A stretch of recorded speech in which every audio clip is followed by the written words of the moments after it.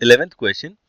State whether the following are true or false. Justify your answer. First is the value of tan A is always less than 1. The value of tan A is always less than 1. So it is false because the sides of a right angled triangle may have any length. So tan of A may have any value. It will not be less than 1 always. We know that tan of A is opposite upon adjacent. So opposite and adjacent sides may have any value. So tan of A can have any value. It is not necessary that it will always be less than 1. Second part, secant of A is 12 by 5. So we have to check whether it is correct or not. We know that secant of any angle A is hypotenuse upon adjacent. So it means hypotenuse upon adjacent is equal to 12 by 5, and we know that hypotenuse is the greatest side. So yes, it can be possible that the value of hypotenuse is 12 and adjacent is 5. So it is true. Third part,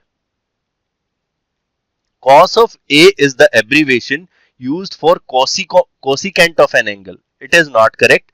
Cos of A is used for cosine.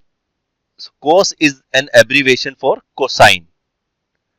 For cosecant, we use either CSC or COSEC. These are the two abbreviations we use for cosecant of an angle. The cos is the abbreviation for cosine.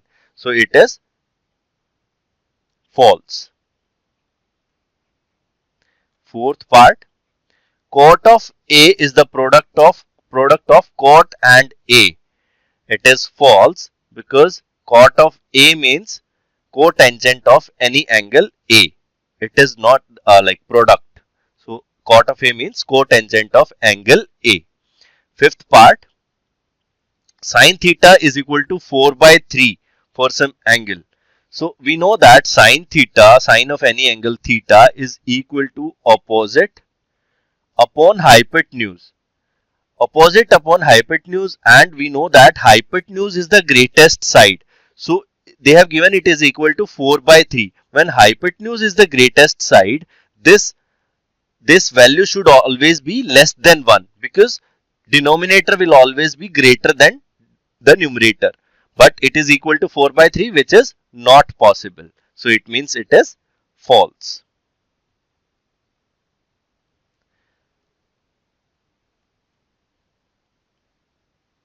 To learn more about how QMath can help you crack school and board exams, explore QMath Leap, a live online classroom program run by highly experienced and committed teachers.